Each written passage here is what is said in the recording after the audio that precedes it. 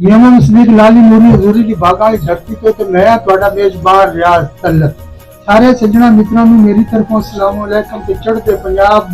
ਦੀਆਂ ਮੁਹੱਬਤ ਵੰਡਾਉਣ ਵਾਲੀਆਂ ਸੰਗਤਾਂ ਨੂੰ ਮੇਰਾ ਸਤਿ ਸ੍ਰੀ ਅਕਾਲ। ਤੇ ਅੱਜ ਅਮਨ ਪੰਜਾਬੀ ਵਿਹੜੇ ਦੇ ਵਿੱਚ ਮੇਰੇ ਨਾਲ ਰਲਤ ਕੀਤੀ ਹੈ ਜਨਾਬ ਹਾਜੀ ਬਸ਼ੀਰ ਨਦੀਮ ਸਾਹਿਬ ਨੇ ਤੇ ਜਿਹੜਾ ਸਾਨੂੰ ਅੱਜ ਪਰਾਗਾ ਮਸੂਲ ਹੋਇਆ ਉਹ ਜਨਾਬ ਸਾਡੀ ਬਹੁਤ ਹੀ ਪਿਆਰਾ ਕਰਨ ਵਾਲੀ ਮੁਹੱਬਤਾਂ ਵੰਡਣ ਵਾਲੀ ਸ਼ਖਸੀਅਤ गोजरे तो जनाब फरूक आबद साहब और आज साडे नाल अपनी मुहब्बतां ਜਿਹੜੀਆਂ ਨੇ ਉਹ ਸਾਂਝੀਆਂ ਕੀਤੀਆਂ ਨੇ ਤੇ ਉਹਨਾਂ ਦੇ ਪਰਾਗੇ ਵਿੱਚੋਂ ਅਸੀਂ ਤੁਹਾਨੂੰ ਕੁਝ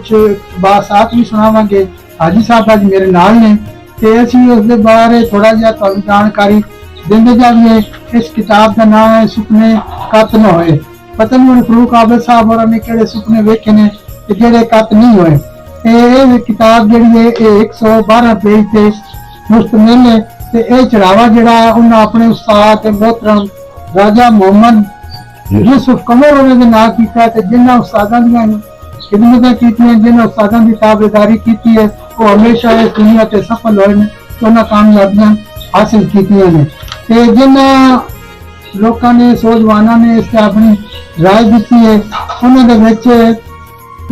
ਪੰਜਾਬ ਦਾ ਸੁੱਚਾ ਸ਼ਾਇਰ ਬਾਬਾ ਅਬਦੁਲ ਸਤਾਰ ਸ਼ਾਹ ਨੇ ਲਿਖਿਆ ਤੇ ਇੱਕ ਵਧੀਆ ਸ਼ਾਇਰ राजा मोहम्मद यूसुफ कमर ने लिखा तो गुरु जिन्हां दे टपने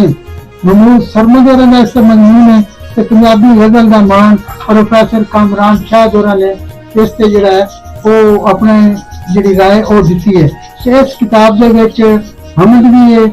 दो नात ने ते एक मनकमत से जिहड़ी है वो मौला अली दे नाम ते हाजी साहब ये हुण तुसीं जिहड़ी सानू फरूक आबद साहब और अपनी मोहब्बत साझी कीती है सुपने कत ना होए ਉਹਨਾਂ ਸਾਨੂੰ ਕੱਲੀਏ ਉਹਦੇ ਵਿੱਚ ਆਪਣੇ ਸੱਜਣਾ ਮਿੱਤਰਾਂ ਨੂੰ ਇਹ ਇਕਤਬਾਸ ਸੁਣਾਓ ਕਿ ਉਹ ਇਸ ਕਿਤਾਬ ਦੇ ਵਿੱਚ ਕੀ ਲਿਖਦੇ ਜੀ ਅੱਜ ਸਾਹਿਬ। ਅੰਦਰ ਵੜ ਕੇ ਵੇਖ ਹੋਂਦ ਆਪਣੀ ਨਾਲ ਲੜ ਕੇ ਵੇਖ ਜੇਕਰ ਹਿਰਸ ਮਲਾਈਆਂ ਵਾਲੀ ਦੁੱਧਾਂ ਵਾਂਗੂ ਕੜ ਕੇ ਵੇਖ ਵੱਖਰੀ ਚਸ ਉਡੀਕਾਂ ਦੀ ਰਾਵਾਂ ਉੱਤੇ ਖੜ ਕੇ ਵੇਖ ਬਸਲ ਦੀ ਮਿਸਰੀ ਚਖਣੀ ਤਾਂ ਹਿਜਰ ਦੀ ਸੂਲੀ ਚੜ ਕੇ ਵੇਖ ਆਬਿਦ ਸ਼ਾਇਰੀ ਕੀ ਹੁੰਦੀ ਏ शेरा नो तू घड़ के वेख आबिद शायरी की होती है शेरा नो तू घड़ के वेख घर दे वसनीकां दी शाला वैरी छत ना होए मैं अनजान सा मेरे कोलों सुपने कत ना होए ते ओने मेरे सामने पंज पुल कई वारी दस कीते मैं गिने ते मेरे कोलों पंज तो सत ना होए उस वस्ती में हौली हौली उजड़ जाना हुंदा है बस्ती दे सरदार दी शाला पुठी मत ना होए कि उस बस्ती विचों उस बंदे दी ते हिजर वाजिब हुंदी है जिस बस्ती विच उस बंदे दी इज्जत पत ना होए ते सारे लोकी पुछण आए ओ काफर नहीं आया मेरे घर साड़न विच किधरे ओदा ते रब दे दित्ते अज़ामां दा शुक्र करो लख वारी रब दी कीमत पुछो आबद जिद्दी लत ना होए। ਤੇ ਅੱਜ ਜਿਹੜਾ ਸਾਡਾ ਪ੍ਰੋਗਰਾਮ ਸੀ ਉਹ ਫਰੂਕ ਆਬਦ ਦੀ ਕਿਤਾਬ ਸੁਪਨੇ ਕੱਤ ਨਾ ਹੋਏ। ਅੱਜ ਮੇਰੇ ਨਾਲ ਇਸ ਪ੍ਰੋਗਰਾਮ ਦੇ ਵਿੱਚ ਜਿਹੜੀ ਰਲਤ ਕੀਤੀ ਉਹ ਹਾਜੀ ਬਸ਼ੀਰ ਨਦੀਮ ਸਾਹਿਬ ਸਨ। ਹਾਜੀ ਸਾਹਿਬ ਤੁਹਾਡਾ ਮੈਂ ਧੰਨਵਾਦ ਕਰਦਾ ਕਿ ਤੁਸੀਂ ਆਪਣੇ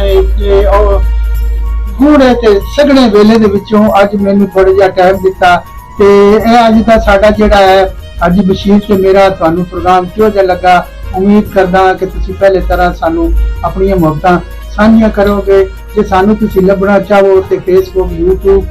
ਤੇ WhatsApp ਤੇ TikTok ਤੇ ਸਾਡਾ ਪੇਜ ਹੈ ਅਮਨ ਪੰਜਾਬੀ ਫਾਲੋ ਉਸ ਤੇ ਤੁਸੀਂ ਸਾਨੂੰ ਰਲਤ ਕਰ ਸਕਦੇ ਹੋ। ਜੇ ਤੁਸੀਂ ਸਾਡੇ ਨਾਲ ਕੰਟੈਕਟ ਕਰਨਾ ਚਾਹੋ ਤਾਂ ਸਾਡਾ ਨੰਬਰ ਹੈ 0340 6944 469। ਫਿਰ ਅਗਲੇ ਪ੍ਰੋਗਰਾਮ ਤੱਕ ਰਿਆਜ਼ ਤਲਤ ਤੇ ਹਾਜੀ ਬਸ਼ੀਰ ਨੂੰ ਦਿਓ ਇਜਾਜ਼ਤਾਂ ਤੇ ਰੱਬ ਰਾਖਾ।